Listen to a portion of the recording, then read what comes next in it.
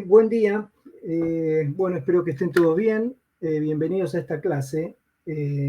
Soy el teniente coronel retirado de Ejército Argentino, Alejandro José Álvarez, y estoy a cargo de la clase de la defensa nacional y el rol de las Fuerzas Armadas en un Estado democrático. Quería introducirme primero, para que ustedes tengan idea sobre mi envolvimiento en los temas de defensa. Como dije, soy teniente coronel retirado del Ejército y actualmente, además soy magíster en Ciencias Políticas de la Universidad del Norte Santo Tomás de Aquino y soy profesor de inglés del Instituto de Lengua Vivas. Y me desempeño actualmente en el Centro Argentino de Entrenamiento Conjunto para Operaciones de Paz, que son los famosos cascos azules, en Campo de Mayo.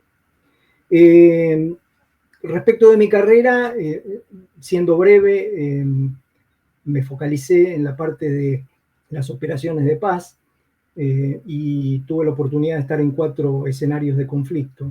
Son operaciones de paz, cascos azules, pero para que ustedes se figuren, más desde el punto de vista de la experiencia que yo obtuve en esas, lo pongo como escenarios de conflicto, ¿no? En el año 1994-95 estuve en la frontera entre Serbia y Croacia, en la ex Yugoslavia, un conflicto que todavía estaba abierto, que finalmente terminó al año 96 cuando Croacia ataca y recupera ese bolsón serbio en su territorio, ¿no? Y se constituye en lo que es actualmente Croacia. En el año 99 en 1999 estuve como observador militar en la frontera en Irak, entre Irak y Kuwait, como observador militar. Ese conflicto terminó en el año 2001 con la invasión americana. En el año 2001 estuve en Chipre, en la misión de Chipre, quizá la hayan escuchado porque es la más famosa, es la única que en este momento tiene un contingente argentino de cascos azules.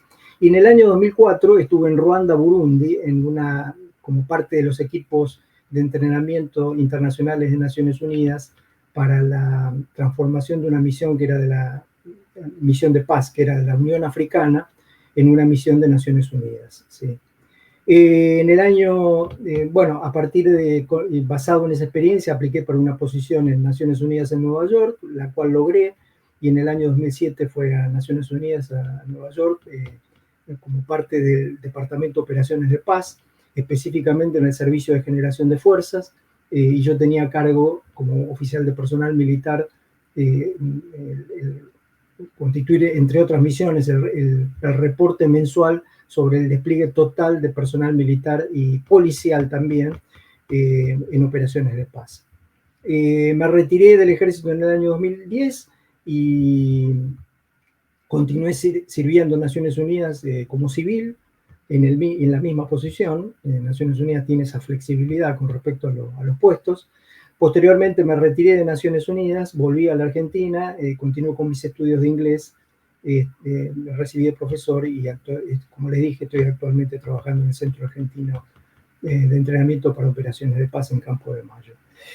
Con respecto a cultura democrática, mi ingreso es relativamente reciente. Conozco, por supuesto, a Micaela Dori, amiga familiar de toda la vida, pero por supuesto, más allá de eso, comparto los valores de cultura democrática y acepté de muy buen grado y con mucho agradecimiento el ofrecimiento de exponer, de hacer una clase sobre este tema y hacer esta propuesta, ¿no es cierto?, esta propuesta de tema.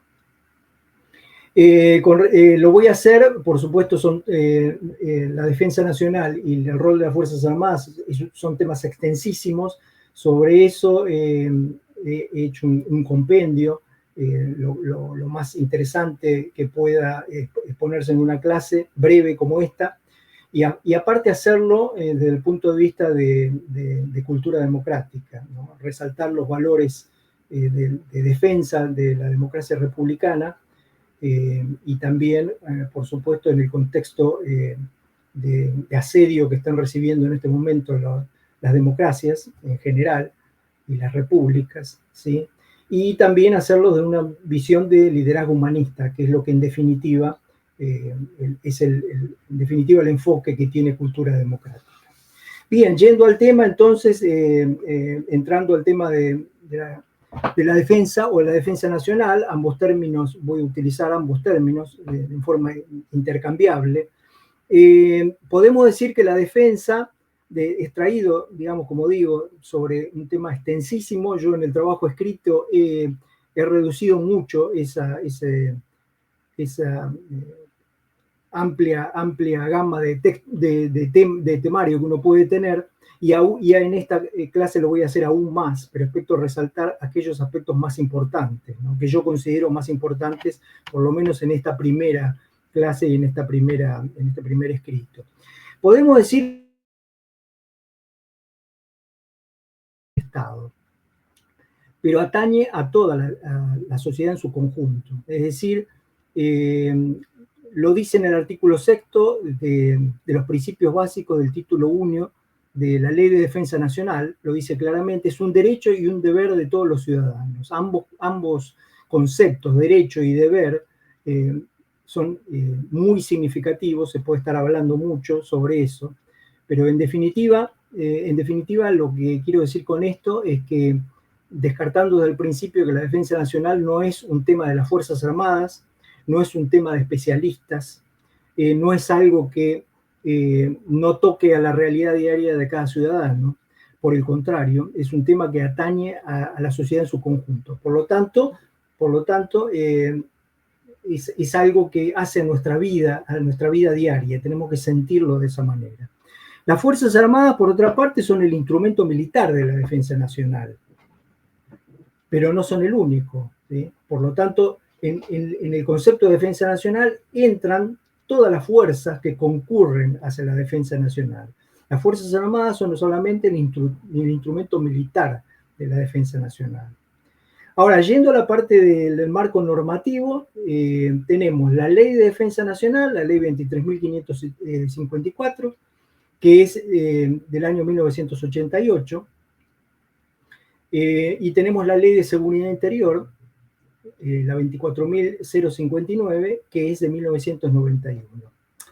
Y la tercera que apoya este trípode es la Ley de Inteligencia Nacional, que es la 25.520, que es del año 2001. Ese trípode, esas tres leyes salieron del llamado consenso básico. El consenso básico es un consenso entre la clase política, pero también con participación del marco académico, que se desarrolló entre 1985 y 2001, y de la cual salieron este trípode de leyes, y que básicamente establecieron, primero, la supresión de las hipótesis de conflicto con los países de la región. Digo con los países de la región, obviamente, porque nosotros sabemos que tenemos un conflicto abierto con el Reino Unido por la posesión de las Islas Malvinas. Entonces no podríamos eliminar las hipótesis de conflicto. Pero sí con los países de la región. Estableció como segundo punto el gobierno civil de las políticas de defensa, y como tercer punto la separación orgánica, taxativa, entre la defensa y la seguridad interior. Esto obviamente se hizo, para aquellos que tienen conocimiento sobre la historia argentina reciente, ahora vamos a entrar en esa parte, para evitar que las Fuerzas Armadas intervinieran en la parte de los conflictos internos, ¿sí? Hacer una separación taxativa. Por otra parte, no escrito en ese consenso básico estaba el juzgamiento de las Fuerzas Armadas, vamos a hablar también algo de eso, pero esos tres puntos eran los que estaban establecidos, ¿sí? En ese consenso básico. Es necesario hacer un raconto histórico sobre la historia reciente argentina, porque hace, digamos, a estos dos, a la defensa nacional y al rol de las Fuerzas Armadas. Está íntimamente intrincado con eso. Por lo tanto, lo vamos a hacer en forma breve, ¿sí? En el año 1930, como ustedes lo saben, fue el golpe contra Irigoyen, y se inició la alternancia de los gobiernos civiles y militares. Podemos ir hacia atrás en este raconto histórico, pero en general muchos autores hablan del año 1930 como un punto de inflexión en el cual empezaron a alternarse los gobiernos civiles y militares. Básicamente, yo hablo de golpes cívico-militares, no de golpes militares o golpes de Estado, si bien lo fueron, por supuesto. Pero yo hablo de golpes cívico-militares porque si bien las Fuerzas Armadas fueron el instrumento militar para la ejecución del golpe, siempre hubo un grupo civil que de alguna manera instigó ese golpe militar. Estuvo en todos los golpes militares el elemento militar. Y básicamente porque la sociedad apreciaba que los golpes militares podían ser una solución a una crisis institucional. No lo eran, no lo fueron en ningún caso, pero así lo apreciaba la sociedad en su momento. Entonces, en 1930, golpe contra Irigoyen, alternancia entre los gobiernos civiles y militares, hasta que llegamos al golpe de 1976, en el autollamado proceso de reorganización nacional. El proceso de reorganización nacional, como todos ustedes saben, determinó la represión.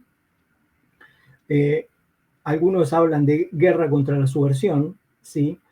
Pero digamos, tenemos como hecho la supresión de los derechos humanos, ¿sí? En el año 1982 se produjo la guerra de Malvinas, guerra que perdió la Argentina, y por supuesto, una cosa sumada con la otra, produjo, además, por supuesto, del fracaso económico también, se produjo el subsiguiente colapso del proceso de reorganización nacional y el advenimiento de la democracia en 1983 con las elecciones y el gobierno de Raúl Alfonsín.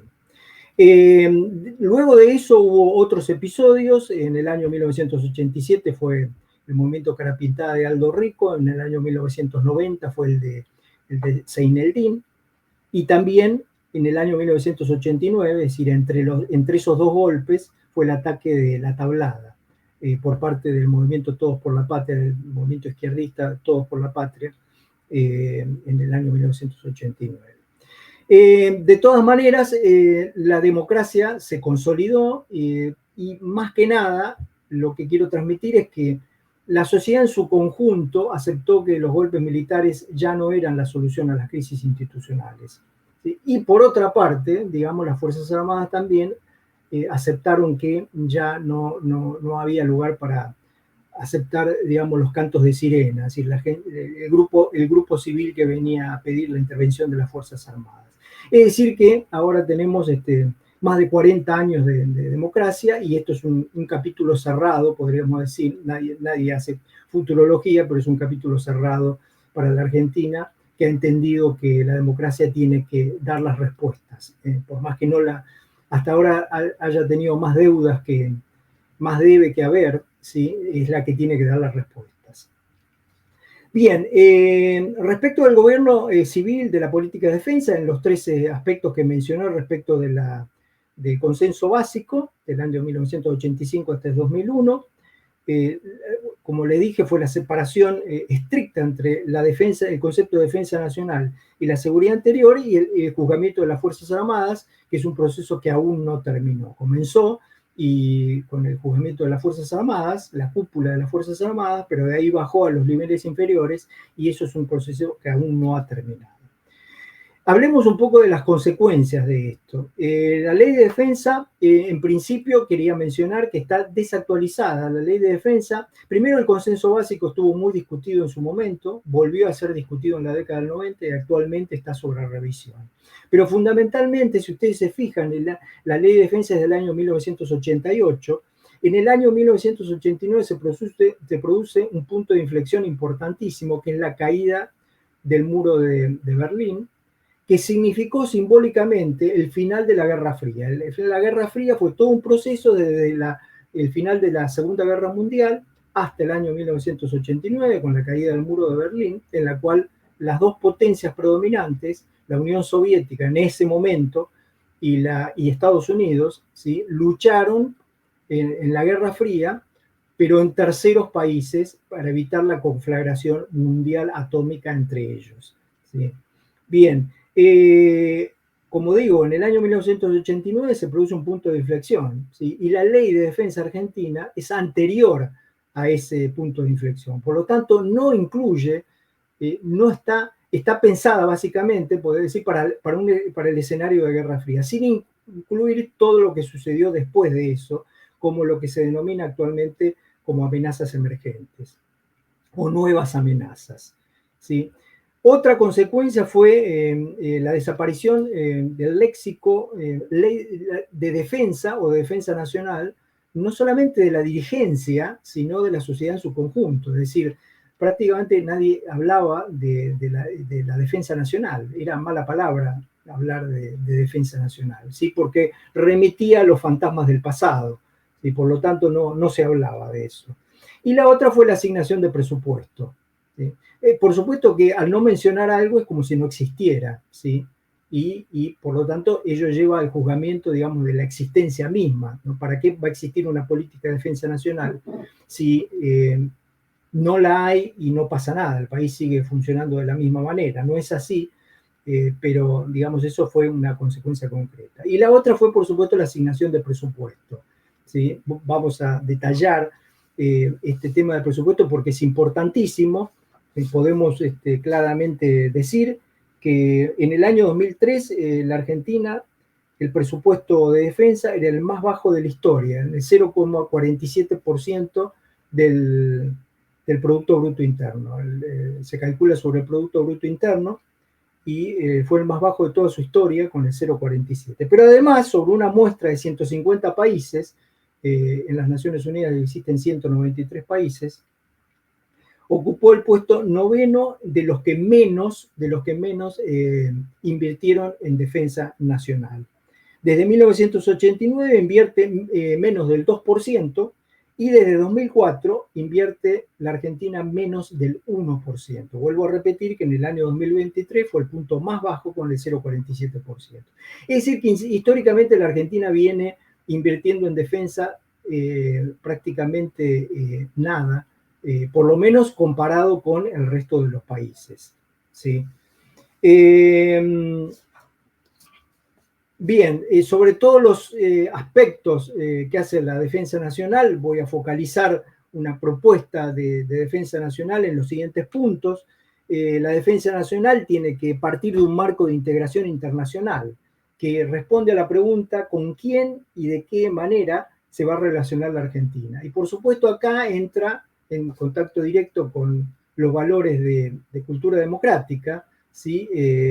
Argentina, de acuerdo a los autores más serios, está en Occidente, y no solamente con respecto a los especialistas, sino también con respecto a la percepción general, ¿sí? La gente, ¿sí? Un estudio de Pulsar, un reciente estudio de Pulsar, del año 2024, que es el Laboratorio de Opinión Pública de la Universidad de Buenos Aires, arrojó que la sociedad mayoritariamente coincide con el alineamiento de Argentina con Occidente. Es decir, que esto es algo que digamos, tiene gran apoyo social. Así lo percibe la sociedad. Así lo percibe la sociedad y así lo percibe por lo menos parte de la dirigencia política. Sí, repito, ¿con quién y de qué manera se va a relacionar Argentina? Bien. Otro tema, por supuesto, importantísimo es que la política de defensa debería ser una política de Estado, ¿sí? Si hablamos de política de Estado, en la Argentina no tenemos desafortunadamente grandes experiencias en esto. Quien haya explorado algo respecto de la historia argentina conoce la política del péndulo, es decir, Argentina va de un extremo hacia el otro, del arco, sobre todo del arco ideológico, y hoy tiene relaciones carnales con Estados Unidos y el gobierno siguiente se alinea con Cuba, Nicaragua, Irán y Rusia, ¿sí? O China, ¿sí? Por lo tanto, es difícil tener políticas de Estado cuando hay semejante diferencia con respecto a las políticas adoptadas por los gobiernos, ¿no es cierto? Cuando hablamos de política de Estado, y eso sí quería mencionar en una reciente entrevista otorgada a Natalio Botana en Odisea Argentina, Natalio Botana hablaba del siglo XIX. Argentina tuvo dos políticas de Estado que fueron la educación y la inmigración. Para quien explora algo de la historia argentina, sabe el peso relativo que han tenido ambos conceptos, aún lo siguen teniendo, pero han tenido ambos conceptos en la conformación del ser argentino. Esas son políticas de Estado del siglo XIX. Si nos referimos más acá en el tiempo, los especialistas mencionan, me dicen que estamos ya en 20 minutos y yo la verdad que voy por la mitad de la exposición, voy a tratar de ir más rápido. Las políticas de Estado podríamos citar actualmente la Antártida Argentina y el desarrollo nuclear argentino. Muchos, por supuesto, mencionarán o recordarán a las Malvinas, fueron incluidas en la Constitución del año 1994, la reforma de la Constitución del año 94, pero no podría hablarse de una política de Estado con respecto a Malvinas porque no se ha determinado como tal. El punto de las restricciones presupuestarias ya lo he mencionado, recuperarlas, a pesar de ello, debe ser una política recuperar las capacidades del sector de defensa, ¿sí? Y esto, pensemos solamente en lo que significa actualmente la depredación de los recursos naturales, la pesca, por ejemplo, por falta de elementos para poder monitorear las fronteras marítimas, y por supuesto la permeabilidad de las fronteras terrestres, aéreas y marítimas también, que alienta también la ambición de otros estados, ¿sí? De poder entrar a través de la permeabilidad de esas fronteras. Y quizá uno de los aspectos más importantes, y con esto cierro la parte de defensa nacional, es la integración con otros sectores. ¿Sí? Aquí me he basado en una exposición en un artículo que ha escrito el general Díaz Besone, donde habla de la integración llama los aros olímpicos, la integración olímpica, una defensa olímpica, refiriéndose a la integración de los aros olímpicos, y habla él de la integración de la defensa con las relaciones exteriores en un contexto de globalización creciente. Estas se materializan a través de alianzas y de intercambios, ¿sí? Y hablan, Mariano Bartolomé, otro de los autores que cito yo, de diplomacia de la defensa. Diplomacia de la defensa son todas aquellas acciones que se efectúan en el ámbito de la defensa y que son prácticamente diplomacia de la defensa, constituyen todas, salvo la guerra, que es un hecho puramente militar, ¿sí? Podría ser de las Fuerzas Armadas, considerado las Fuerzas Armadas, todo el hecho de las acciones, el resto de las acciones que desarrollan las Fuerzas Armadas y una política de defensa puede considerarse diplomacia para la defensa. Con inteligencia, por supuesto, la integración debe ser total, y ahí entran las amenazas emergentes que yo mencioné, o nuevas amenazas que yo mencioné al principio. De esto la Argentina también tiene gran experiencia. Estoy hablando de ciberdefensa, estoy hablando de delincuencia transnacional, estoy hablando de piratería, ¿sí? Y tenemos el tráfico de estupefacientes, no es necesario mencionar el corredor del río Paraná, donde esto es un tema muy serio que está siendo actualmente seriamente combatido, pero por supuesto tuvo muchísimos años de negligencia en el cual este tráfico de estupefacientes se instaló en ese corredor, pero no solamente allí, pero lo cito solo como un ejemplo. Con producción, la integración militar-civil, desarrollo nuclear con fines pacíficos, ¿sí? Dicho en términos sencillos, pero a su vez muy complejos. La defensa es el motor de la producción y la producción es el motor de la defensa, y ambos se integran o deben ser integrados de manera total, ¿sí? Y con seguridad, con el sector de seguridad, la defensa, por supuesto, tiene que tener una integración total. Es cada día más creciente. En todos lados, no en la Argentina, sino en la región y en el mundo, la integración de la defensa y la seguridad es totalmente creciente. Pero, por supuesto, aclaro que los militares no quieren ser policías. La defensa interna la efectúa la Fuerza de Seguridad, la Policía, la Gendarmería Nacional, la Prefectura, la Policía de Seguridad Aeroportuaria, y no es la función específica de defensa, pero sí puede defensa integrarse y apoyar esas acciones con cuestiones puntuales en cuanto al esfuerzo y al tiempo, ¿sí? Por ejemplo, siendo totalmente integrado con la defensa civil, brindando apoyo logístico a las funciones de seguridad, sistemas de control integrados y un sinnúmero de actividades que demuestran la integración que tiene que tener. Para resumir, tenemos una estrategia nacional, ¿sí?, que inserta a la Argentina en la defensa de las democracias occidentales, una estrategia de defensa que organiza un instrumento de defensa creíble. Creíble quiere decir que, digamos, pueda sugerirle a potenciales agresores que la Argentina puede defenderse, tiene capacidad de hacerlo, y una estrategia militar que moderniza y capacita diariamente ese instrumento militar. Bien, con poco tiempo vamos a entrar a la parte del rol de las Fuerzas Armadas. En principio, decirles que el militar es un ciudadano más que ha elegido una vocación particular, como es la del servicio de las armas. Elegí al principio de esta presentación una frase que es de General Belgrano, porque me parece a mí que sintetiza magistralmente la parte militar y la parte civil. Belgrano fue un abogado que fue también un brillante militar, reconocido por el propio San Martín, pero además también un economista, es decir, un hombre integral, ¿sí? Por eso elegí una frase de él que dice: nadie es más acreedor al título de ciudadano que el que se sacrifica en defensa de la patria, ¿sí? Vuelvo brevemente al raconto histórico, pero visto ahora desde las Fuerzas Armadas y sobre todo de los miembros, es decir, los miembros de las Fuerzas Armadas, ¿sí? Así como se cuestionó la política de defensa y la palabra defensa y defensa nacional desapareció del léxico, lo mismo sucedió con las Fuerzas Armadas como institución, ¿sí?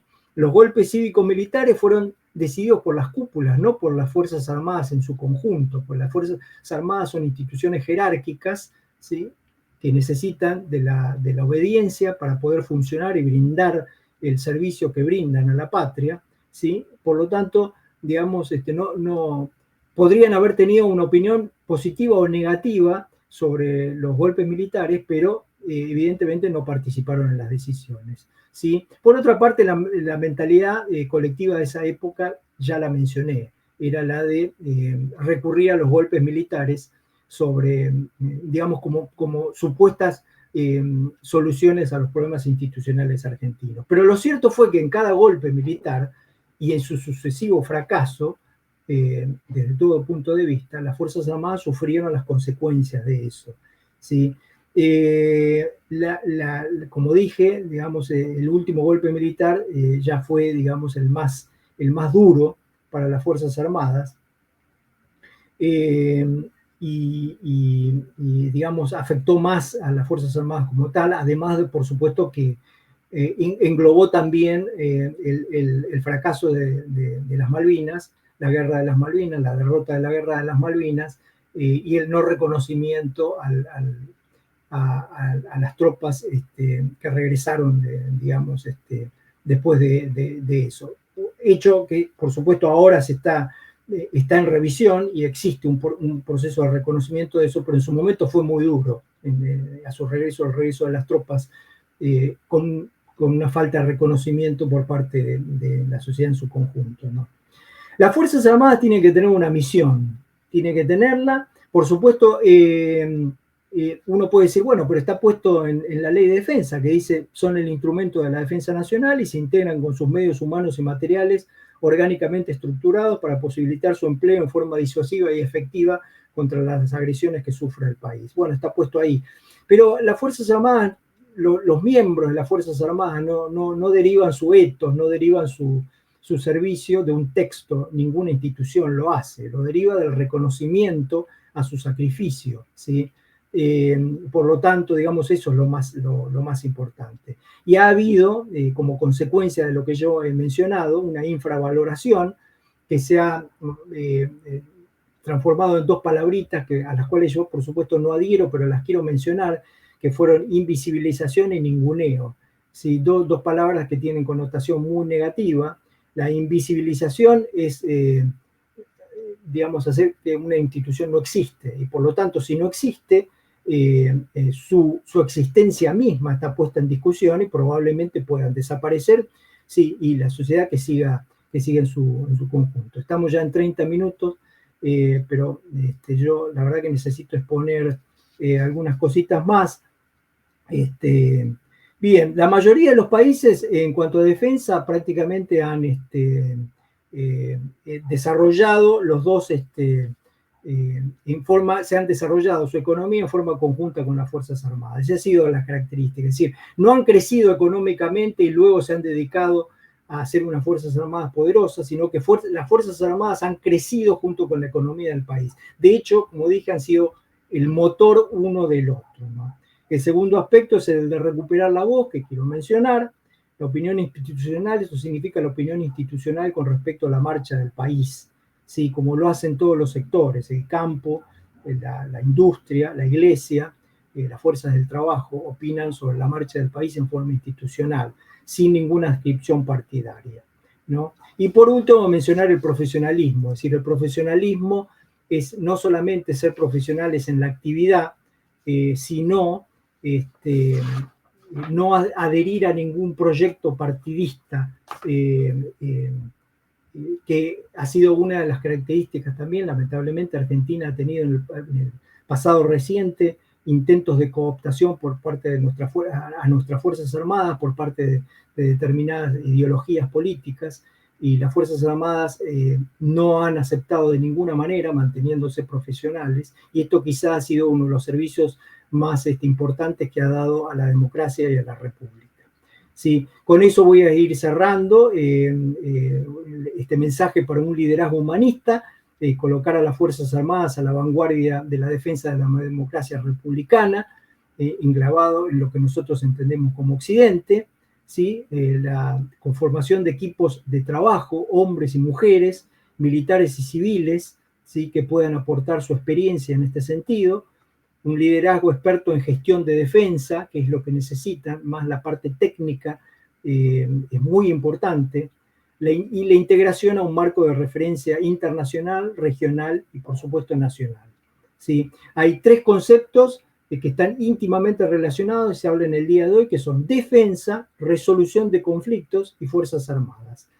Tengas en cuenta que resolución de conflictos habla de conflictos, no de guerras, ¿sí? En la amplia gama de conflictos en los cuales están envueltos los países en el día de hoy. La sociedad argentina ha dado un mensaje muy importante en las últimas compulsas de la urna, y ha dado un vuelco tremendo, y esto significa un mensaje muy fuerte para el liderazgo humanista. Espero que las Fuerzas Armadas, espero que el liderazgo humanista responda positivamente a nuevas expectativas de la sociedad argentina. Con esto voy cerrando la exposición. Muchísimas gracias a todos ustedes. Lamento que haya tenido que apurar sobre el final, tenía muchos elementos. Espero que haya sido útil para ustedes y que en algún momento nos podamos ver cara a cara. Muchas gracias.